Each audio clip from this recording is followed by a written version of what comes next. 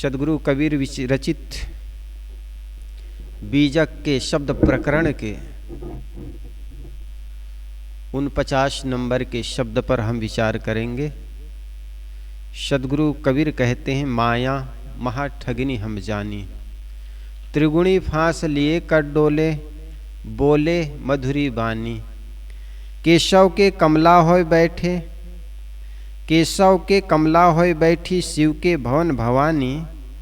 पंडा के मूर्ति होय बैठे, तीरथ हूँ में पानी। योगी के घर योगिन होय बैठी, राजा के घर रानी। काहू के हीरा होय बैठी, काहुक कौड़ी कानी। भक्ता के भक्तिन होय बैठी, ब्रह्मा के ब्रह्माणी। कहे कबीर सुनो हो संतो, ये सब अकथ कहानी। सद्गुरु कबीर का यह बड़ा प्रसिद्ध पद है। आए दिन लाउड स्पीकर के माध्यम से, टेप के माध्यम से, मोबाइल के माध्यम से ये भजन को बराबर सुनते रहते हैं। अधिकतर जब संतों के सामने ये बात आती है कि सद्गुरु कबीर गृहस्थ थे कि विरक्त थे, तो उनको प्रमाणित करने के लिए ये वाणी का प्रयोग करते हैं। इसलिए करते हैं क्योंकि जो लोग कहते हैं कि सद्गुरु कबीर गृहस्थ थे, तो सद्गुरु कबीर की ये वाणी कही जाती है कि अगर गृहस्थ थे तो वे माया में पड़े हुए लोगों के जिक्र कैसे करते। स्वयं घर गृहस्थी से पड़े हुए, पत्नी बच्चे से पड़े हुए के यहाँ आलोचना कैसे करते। स्वयं अगर जिस कीचड़ में पड़ा हो, उस कीचड़ में पड़े हुए लोगों की तो आलोचना नहीं करते ऐसे लोग। हाँ, अगर विरक्त संत हैं और कीचड़ में कोई पड़ा हुआ है तो माया के बारे में साहेब कहते हैं, माया महा ठगनी हम जानी। तो जो जिस प्रकार ठगाए गए हैं उनका जिक्र करते हैं, क्योंकि वे विरक्त संत थे। तो सद्गुरु कबीर यहाँ पर कहते हैं, माया महा ठगनी हम जानी, त्रिगुणी फांस लिए कर डोले, बोले मधुरी वाणी। मधुरी वाणी बोलने का अवसर किन को मिलता है? मनुष्यों को। मनुष्य के पास जो शक्ति है, वाणी की शक्ति, एक दूसरे को रिझाने के लिए आदमी मीठी वाणी का प्रयोग करता है कि आदमी कैसे रिझे, कि स्त्री कैसे रिझे। सद्गुरु कबीर कहते हैं, माया महा ठगनी हम जानी। महा शब्द लगाते हैं, ठगनी ठगने वाले। माया का अर्थ भी सद्गुरु कबीर ने समय समय से दिया है। मन माया तो एक है, माया मन ही समाय। तीन लोक संशय परी, मैं काहि कहूँ समुझाय। सद्गुरु कबीर स्वयं माया की व्याख्या करते हुए कहते हैं, मन माया तो एक है। माया कहीं अलग से कोई चैतन्य नहीं, कोई शैतान नहीं जो कि आदमी ऊपर चढ़ जाए। जब किसी आदमी को कहो भाई सत्संग में नहीं आए, कहे साहब ईश्वर की माया, ऐसे कहते हैं ना। ईश्वर अगर माया डालता है तुम पर बंधन में डालने के लिए, तो ऐसे माया से, ऐसे ईश्वर से दूर होना चाहिए। लेकिन ऐसे कोई ईश्वर की माया नहीं है, राम की माया नहीं। वो तुम्हारी बनाई हुई माया है, तुम्हारी बनाई हुई दुनिया है, और तुम्हारी अपनी बनाई हुई दुनिया ही तुम्हें दुख देती है। बाहर की दुनिया न तो किसी को दुख देती है, न किसी को सुख देती है। बाहर की दुनिया से हम जो लेना चाहें वो चीज हमें मिल जाती है। बाहर के जो लोग हैं, बाहर की स्थितियां, परिस्थिति एक माध्यम बन सकता है, लेकिन आपके अंदर जो माया है, वो माया के कारण बाहर की जो चीजें हैं, अगर आपके अंदर माया नहीं है तो बाहर की चीजें तुम्हें परेशान नहीं कर सकती। एक पुरुष साधक है, अगर वो साधना पथ पर नहीं चल के विचलित होना चाहता है, अपने अंदर एक माया रख लिया है किसी प्रकार के भोग पदार्थों के प्रति, तो बाहर नहीं होगी तो भी वो खोज लेगा। लेकिन अगर अंदर माया नहीं है तो बाहर भोग पदार्थ पड़ा रहे तो भी उसको क्या माया विचलित कर सकती है क्या? कई बार ऐसा होता, अंदर में अगर माया नहीं है, अंदर में किसी प्रकार की स्त्री का चित्र नहीं है, तो साधक को बाहर की माया विचलित नहीं कर सकता। अंदर में अगर स्त्री भरी हुई है तो आदमी बाहर से स्त्री खोज लाएगा, और स्त्री साधिका के मन में अगर अंदर में पुरुष भरा हुआ है तो बाहर से भी पुरुष खोज लेगी। होता है ना ऐसा। संसारी लोग देखो न जाने कहां कहां जाकर के माया खोज लेता है। तो साधक के अंदर में विकार है, साधक के अंदर में मन है, तो बाहर भी विकृत करने वाले चीजें वो खोज लेगा। इसलिए सदगुरु कबीर इस पद में कहते हैं, माया महा ठगनी हम जानी, त्रिगुणी फांस लिए कर डोले, बोले मधुरी वाणी। साहब यहाँ पर त्रिगुणी फांस, त्रिगुणात्मक कई 2-3 जगह शब्द साहब ने प्रयोग किया है। साहब कहते हैं ये त्रिगुणात्मक बंधनों की फांसी लेकर घूमती है, और बोलती कैसी? मीठी मीठी बातें करके लोगों को बांध लेती है। आगे साहेब ने शिव को, केशव को और ब्रह्मा को ये नाम गिनाते हैं। क्यों गिनाते हैं? क्योंकि माया के वशी पड़े ब्रह्मा विष्णु महेश, साहेब ने कहा ये लोग भी माया के वशीभूत होकर के अपने आत्म तत्व को भूल करके बाहर के मायावी चीजों में भटकते रहे। इतना कहने वाले सदगुरु कबीर साहेब इस पंक्ति में पूरी माया का वर्णन करते हुए कहते हैं, मधुरी वाणी मिलने का सौभाग्य मनुष्यों को मिला है, लेकिन अधिकतर लोग दूसरे को अपनी वाणी में फंसाने का ही काम करते हैं। मीठी वाणी बोल करके, मधुरी वाणी बोल करके, कपट छल पूर्वक वाणी बोल करके आदमी फंसाना चाहता है। इसको कहते हैं माया जाल। और जो व्यक्ति माया जाल में फंस जाता है वो जीवन भर फिर फंसता चला जाता है। एक बार एक पुरुष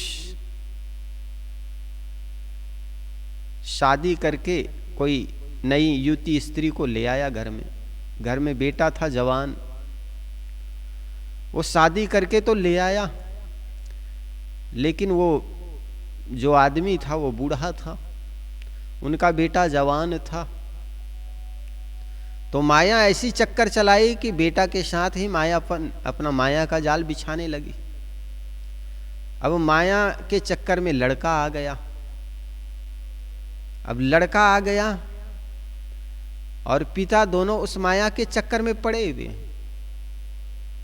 फिर माया फिर चाल चलती है, मैं तो उस पुरुष से ब्याहूंगी जो दोनों द्वंद्व में लड़ करके जीत जाए। अब दोनों बाप बेटे तलवार से लड़े। तलवार से लड़े तो एक का तो गर्दन कट गए और एक बचा, उससे उसका माया काट दी। जो देवी आई थी वो उनके गर्दन काट दी। किसी ने बड़े अच्छे कहा, सदगुरु कबीर ने कहा, माया किसी के नहीं होते। फिर बाप पुत अरझाए के संग न काहू के होए, ई माया है चूहड़ी और चूहड़ों की जोय। बाप पुत अरझाए के संग न काहू के होए। बाप और पूत को, पिता और पुत्र को, दोनों को उलझा दिए। किसके साथ गए? ये माया की चक्कर ऐसा। ये तो कहानी है, लेकिन संसार में भी ऐसी घटना घटती रहती है। तो माया किसी की नहीं होती। माया महा ठगनी हम जानी, त्रिगुणी फांस। ये त्रिगुणात्मक फांस लेकर के चलती है लोगों को फंसाने के चक्कर में। स्त्री साधिका के लिए पुरुष माया है अगर साथ में रहती है, तो इसलिए तो गिनाते हैं साहब। क्या क्या गिनाते हैं? केशव के कमला होए बैठे, शिव के भवन भवानी। अब केशव जो शब्द है कृष्ण के लिए आया होगा।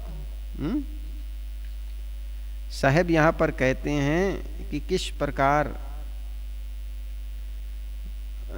विष्णु, महादेव तथा ब्रह्मा को इसलिए माया से ग्रसित बताते हैं कि उनके घरों में लक्ष्मी, भवानी और ब्रह्माणी बैठी है। विद्वानों को सोचना चाहिए कि यदि कबीर स्वयं लोई या किसी स्त्री से युक्त होते तो वे विष्णु आदि पर कैसे उंगली उठा सकते थे। कबीर जैसे खरे विरक्त संत को पत्नी बच्चे वाला कहना विद्वानों का भ्रम है। साहेब कहते हैं, यह माया राजा के घर में रानी बन करके बैठ गई, भक्तों के घर में भक्तिनी बन करके, और साधु सन्यासियों के आश्रम में साधुनी सन्यासिनी बन करके बैठ गई। इस क्रम में साहेब ने स्त्री को माया कहा है। प्रायः साधक स्त्रियों की संगत में मिल करके अपने जीवन को पतित कर जाते हैं। जितने साधक गिरते हैं स्त्रियों की संग से ही। चूंकि कबीर पुरुष थे और विरक्त थे, इसलिए उन्होंने स्त्रियों को माया कहा। यही कथन कल्याणार्थी स्त्रियों एवं साधिका साध्वियों को पुरुष को लगा लेना चाहिए। उनके लिए पुरुष ही माया बन सकते हैं। वैसे माया अपने मन का मोह है, परंतु स्त्री पुरुष का परस्पर अभेद वर्ताव होने से यह माया मोह उत्पन्न हो जाता है। इसलिए साधक साधिकाओं को सावधान रहना चाहिए और संगदोष का त्याग करना चाहिए। इस प्रकार साहेब ने कहा कि प्राणियों के रूप में कहकर माया हमें दिग्भ्रमित करती है। दूसरे हैं पदार्थों के रूप में। साहेब ने कहा ना, काहू के कौड़ी होए बैठी, काहू के हीरा होए बैठी, काहू की कौड़ी कानी। और फिर तीरथ हूं में पानी।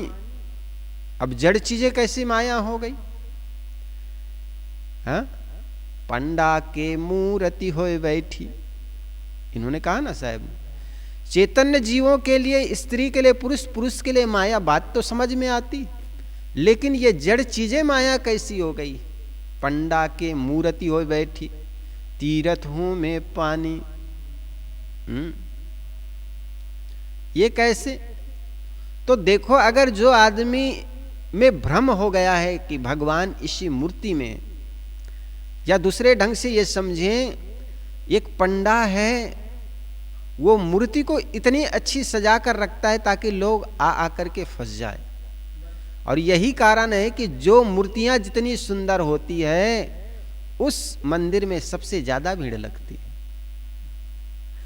गुजरात में जाकर देखना, अक्षरधाम में प्रमुख स्वामी की जो मूर्ति है वो स्त्री के मूर्ति जैसे नजर आती है, क्योंकि लोगों ने समझा कि स्त्री के प्रति पुरुष ज्यादा आकर्षित होते हैं, तो उतना ही सुंदर वे बनाने लग गए। एक साधु तो स्त्री जैसे श्रृंगार बना करके रहता था और अपना नाम भी स्त्री जैसे रखा था। तो एक संत ने कहा, ये स्त्री जैसे बन करके रहता है। तो मैंने कहा, साहब स्त्री के प्रति पुरुषों का आकर्षण अधिक होता है, इसलिए ये लोगों को आकर्षित करने के लिए स्वयं स्त्री का रूप बना करके रहता है। तो कहा, हाँ बिल्कुल बिल्कुल।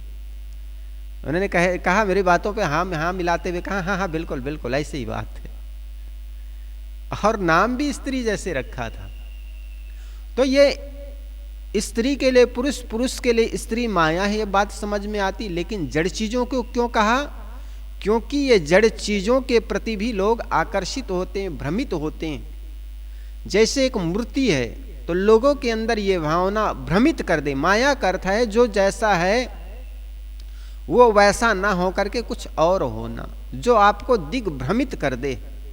माया का अर्थ है सत्य जैसे प्रतीत हो लेकिन सत्य होना। इसको मिथ्या भी कहते हैं। मिथ्या का मतलब झूठ नहीं होता है। मिथ्या का अर्थ होता है जो जैसा है वैसा नहीं, बल्कि सत्य जैसे प्रतीत तो हो लेकिन सत्य ना हो, उसको कहते हैं मिथ्या। और इसी को कहते हैं माया। तो आदमी को उसमें ऐसा लगता है कि ये परमात्मा हमें सुख और दुख देता है। ये भ्रम ही तो है, ये माया ही तो है। सुख का प्रतीत तो होता है लेकिन सुख होता नहीं। सुख देने का भास तो प्रतीत होता है, ये सुख देता है, पूजा अर्चना कर देने से ये खुश हो जाते हैं, ऐसा प्रतीत होता है। लेकिन आपके पूजा अर्चना कर लेने मात्र से कोई मूर्ति प्रसन्न नहीं होती है, और न ही किसी नंदी के पूजा कर लेने से वो नंदी आपसे खुश हो जाएंगी। अगर आपको तैरना नहीं आता और रोज नंदी की आरती करते हैं, जल की आरती करते हैं, गंगा मैया की आरती करते हैं, तो वो गंगा मैया आपको बहा ले जाएगी। आप रोज आग की पूजा करते हैं, अग्निदेव की पूजा करते हैं, लेकिन आग में भूल से भी आपका हाथ पड़ जाए, पैर पड़ जाए, तो आग आपको जला देगी। लेकिन आप मान बैठे हैं, और मान्यता अधिकतर झूठी होती। इसलिए जानने की बात कहते हैं सदगुरु कबीर, मानने के बजाय जानो, और जानना अंत है, मानना शुरुआत है। और जिस चीज को आप जान सकते हो उसको मानने की क्या जरूरत। सदगुरु कबीर ने कहा, बहुत दुख दुख दुख की खानी, तब बची हो जब राम ही जानी। ये दुखों से तब बच पाओगे जब राम को जानोगे, है ना।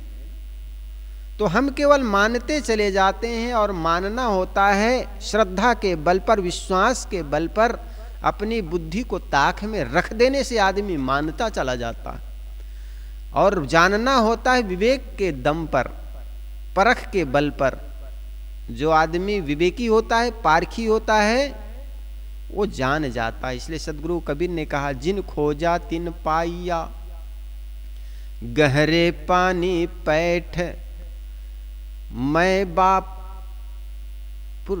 डूबन डरा, रहा किनारे बैठ। मैं डूबने से डर गया, इसलिए किनारे बैठा रहा। और हीरे और मोती तो तब मिलता है भैया जब तैरने आ जाए। गोताखोर पानी के नीचे जमी तल पर जाकर के, तली में जाकर के हीरे मोती निकालता। ठीक इसी प्रकार व्यक्ति जो खोजी होता है, वो सत्य को परख लेता है, सत्य को जान लेता है। आप अंधेरे में चलते हो, आपको डर लगता है, भूत है, प्रेत है, आप खोज नहीं करते हैं क्या चीज है जिसके पीछे हम डरे चले जा रहे हैं। वो आपका ही कपड़ा होता है, आपकी ही कपड़ों की आवाज। रात्रि में चलते हैं, आपको ऐसा लगता है पीछे कोई चला आ रहा है, आपको ऐसा लगता है मेरे गले को कोई दबाए जा रहे हैं, आपका गला रूंधने लगता है, आपके सांस भरने लग जाता है, मस्तिष्क में पीत बढ़ने लग जाता है, आपको ऐसा लगता है कुछ भूत पकड़ रहा है। और फिर कुछ का कुछ बोलने लग जाते हैं, उसको आप कहते हैं भूत पकड़ लिया। भूत प्रेत कुछ नहीं, उसकी खोजी बनो, आखिर है क्या हकीकत, तो पता लगेगा। मेरा डर के कारण आपको कुछ का कुछ सुनाई पड़ रहा है, आपके कपड़ों से आवाज हो रही है, आपके मस्तिष्क में पीत बढ़ गया, और पीत बढ़ जाने से आप कुछ का कुछ सोचने लग गए। और कुछ का कुछ सोचने लग जाते हो तो एक पागलपन, एक विक्षिप्तता आ जाती है, उसको कहते हैं भूत। जिस व्यक्ति को दृढ़ विश्वास हो गया कि ये भूत प्रेत कुछ नहीं है, उनके लिए कुछ नहीं। इसलिए सदगुरु कबीर ने कहा, भूतवा के पूजले भूतवा होई। जिसके तुम पूजा करोगे वैसे हो जाओगे, जैसा विचार करोगे वैसा कर्म करोगे, और वैसा कर्म करोगे वैसे हो जाओगे। इसलिए आपकी सोच सदा ऊंची होनी चाहिए, भ्रम से ऊंची सोच रखो। भूत प्रेत, जादू, जिन, चुड़ैल, ये सब एक मन का वहम है, भ्रम है। और भ्रम में जो पड़ता है वो भ्रम के चक्कर में पड़ जाता है। इसलिए माया एक भ्रम है। इसलिए साहब ने कहा, माया महा ठगनी हम जानी, त्रिगुणी फांस लिए कर डोले, बोले मधुरी वाणी। साहेब बड़े बड़े का नाम भी गिनाते, केशव के कमला होए बैठी, शिव के भवन भवानी, शिव के भवन भवानी, पंडा के मूर्ति होए बैठी, तीर्थ हूँ मैं पानी। योगी के घर योगिन होए बैठी, राजा के घर रानी। काहू के हीरा होए बैठी, काहू की कौड़ी कानी। जिनके पास जो है वही माया हो जाती है। एक करोड़पति है, उनको रात्रि में नींद नहीं आती। क्यों? क्योंकि वो धन की चिंता में लगा रहता है। इसी प्रकार जो जिसके पास है वो उनके लिए माया है। हमने सुना है कि एक व्यक्ति जब मरा तो अपने चेला को कहा कि बेटा बिल्ली मत पालना। उनको समझ में नहीं आया कि गुरुजी ने क्यों कहा बिल्ली मत पालना, और इतना कहते कहते वे मर गए, शरीर पूरा कर गए। बहुत लोग आए गए, उसका अर्थ पूछे कि गुरुजी ये कह गए हैं बिल्ली मत पालना, तो इसका रहस्य क्या है? तो कहा जाता है एक संत आए और संत से ये रहस्य पूछा कि आखिर गुरुजी मरते मरते ये कहा गए कि बिल्ली मत पालना। तो वो गुरुजी के जो साथी थे, मित्र थे, वो संत, उन्होंने बताया एक बार ऐसा हुआ कि एक चूहा था। वो चूहा एक तुलसी के पेड़ के जड़ को काट देता था। तो लोगों से पूछा कि ये चूहा से छुटकारा कैसे मिले? मेरे ये तुलसी के पेड़ है, इसको चूहा काट जाता है। तो गांव के लोगों ने कहा एक बिल्ली पाल लो। तो गुरुजी ने कहीं से बिल्ली पाल के ले आया। अब बिल्ली पाल लिया तो चूहों से तो छुट्टी मिल गई, लेकिन बिल्ली भी सूखने लगी, क्योंकि जब तक चूहे रहे तब तक बिल्ली खाती रही, और चूहे जब समाप्त हो गए तो बिल्ली को भोजन नहीं मिलता, तो बिल्ली सूखने लग गई। लोगों से पूछा भाई बिल्ली से तो चूहा समाप्त हो गए, चलो एक समस्या दूर हो गई, लेकिन और समस्या बढ़ गई। क्या हुआ? कहे बिल्ली सूखने लग गई, अब उनके लिए कुछ तो चाहिए, दूध। तो गांव के लोगों ने कहा रे एक गाय पाल लो, दूध भी मिल जाएगा और बिल्ली के लिए भी हो जाएगा और तुम भी पी लोगे। तो उन्होंने गाय पाल लिया। अब जब गाय पाल लिया तो गाय दूध देती, बिल्ली का पीने का बंदोबस्त हो जाता, स्वयं पी लेते। लेकिन थोड़े दिन में गाय भी सूखने लग गई, क्योंकि आसपास जब तक घास रही तब तक तो गाय खाती रही। अब घास चर गए, गाय चर गई, कुछ सूख गई, तो गाय सूखने लग गई।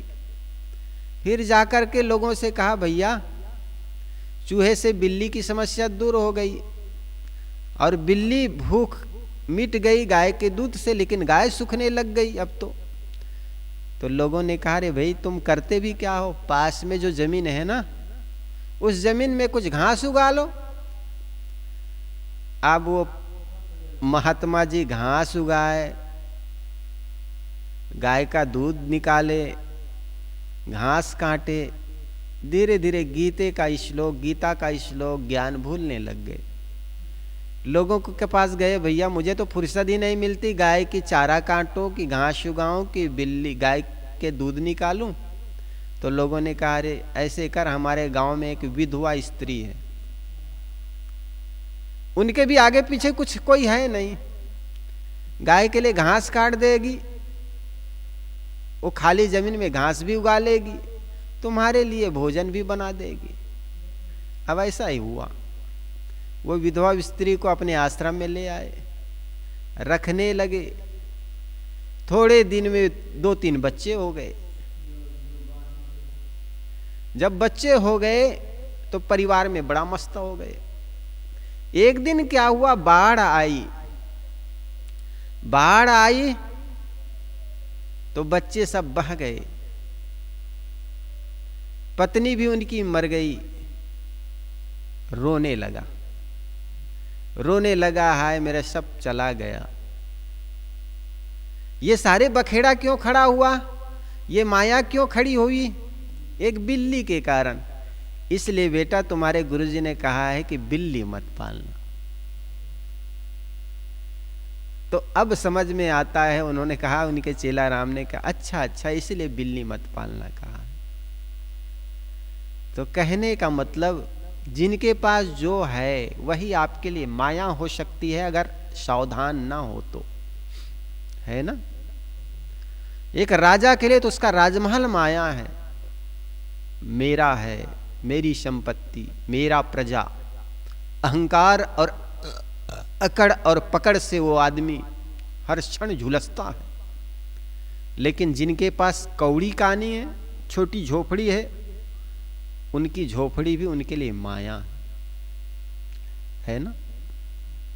इसलिए सदगुरु कबीर ने कहा, काहू के हीरा होय बैठी, काहू के कौड़ी कानी, भक्ता के घर भक्तिन होय बैठी, ब्रह्मा के ब्रह्माणी। कहें कबीर सुनो हो संतों, ये सब अकथ कहानी।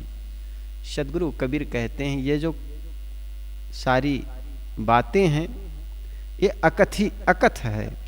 कहाँ तक कहा जाए, कहाँ तक गिनाया जाए। ये माया जहां पर मन फंस जाए, जहां पर मन आकर्षित हो जाए, जानना वो माया का ही रूप है। साहेब इस शब्द के अंत में कहते हैं, संतों ये सब अकथ कहानी, इस माया की सूची इतनी लंबी है कि गिनकर बता पाना असंभव है। कहां तक बताया जाए कि यह माया है, वह माया है। तुम्हारी आत्मा के अलावा जहां भी आकर्षित होते हो, अपने शुद्ध चेतन, अपने निज स्वरूप के अलावा जहां भी आकर्षित होते हो, सिवाय धोखे के कुछ मिलता नहीं है। संसार के प्रति आपने दौड़ा, पत्नी आई, बच्चे के किलकारियां सुनी, बड़े महल का सुख भोगा, लेकिन आज वही टूटी झोपड़ी, वही खाट, वही बूढ़ा बूढ़ी, नीरस जीवन हो जाता। तब पता लगता है वास्तव में ये संसार कितना आसार है। जिसके बिना न खाती खाना, तू ही था हर बात में, तुझे पूछे ही बिना सारा काम चलाया जाएगा। मैं एक दिन कहा था ना, तुम्हारे पूछे बिना एक काम नहीं किया जाता। जब दूल्हे बने थे, दूल्हा खड़ा हुआ तो सब बाराती खड़े हो जाते, दूल्हे बैठते तो सब बाराती बैठते। दूल्हा राजा। आज बूढ़े हो गए हैं, पीने के लिए भी कोई पानी देना नहीं चाहता है। घर के लोग मरने का इंतजार कर रहे हैं, कब मरे ये बूढ़ाऊ। बूढ़ाऊ मर क्यों ना गया, एक भजन है। और जब शादी, उस समय याद करो जब शादी हुई थी, शादी हो रही थी, 8-10 मित्रों की टोलियां नाच रही थी, बैंड बाजा बज रहे थे, किराए के कोट और किराए की गाड़ी में बैठे थे या किराए की घोड़ी में बैठे थे। उस समय का वो योग और आज का जो संयोग है, जब बूढ़े हो करके खाट में रच और पच रहे हो, नाकों से पानी और आंखों से पानी निकल रहा है, तब सोचो वो कैसा समय था और ये कैसा समय है। तब ऐसा लगता है महाराज सब माया। माया इसलिए जिसको तुमने सत्य माना था वो सत्य था नहीं। और जीवन की हकीकत यही है, कोई किसी का नहीं है। महाराज शंकर ने कहा ना, उमा कहो सुन अनुभव अपना, सत हरि भजन जगत सब सपना। जीवन ऐसा सपना जैसा जीवन सपन समाना। किसको अपना कहते हो, यहाँ कोई न तेरा अपना, माया की नगरी है जीवन एक सपना। जिस पत्नी के लिए बहुत अधिक आकर्षित होते थे, वही पत्नी के चेहरे आज सिकुड़ जाते हैं, बाल पक जाते हैं, ऐसा लगता है कि कोई चुड़ैल आ गया। जिनकी आंखों का तुम हिरणी जैसे आंखों की कल्पना करते थे, और आज वही आंख एक गड्ढे की तरह दिखाई पड़ती। तो सत्य क्या है? सत्य है देखने वाले दृष्टा चेतन। राजा जनक को यही भ्रम हुआ था, यह सत्य है कि वो सत्य है। तो अष्टवक्र ने कहा, राजन, न तो यह सत्य है न तो वो सत्य है, बल्कि ये दोनों को देखने वाला दृष्टा आत्मा चेतन ही सत्य है। तो निज आत्मा के सिवाय संसार के जितने मायावी चीजें हैं, चाहे वो जड़ के रूप में हो या चेतन के रूप में, सब माया है। इसलिए सदगुरु कबीर कहते हैं, माया महा ठगनी हम जानी, त्रिगुणी फांस लिए कर डोले बोले मधुरी बाणी। केशव के कमला होय बैठे, शिव के भवन भवानी, पंडा के मूर्ति होय बैठे, तीरथ हूं में पानी। योगी के घर योगिन होय बैठी, राजा के घर रानी, काहू के हीरा होय बैठी, काहू की कौड़ी कानी। भक्ता के भक्तिन होय बैठी, ब्रह्मा के ब्रह्माणी, कहे कबीर सुनो हो संतो, ये सब अकथ कहानी।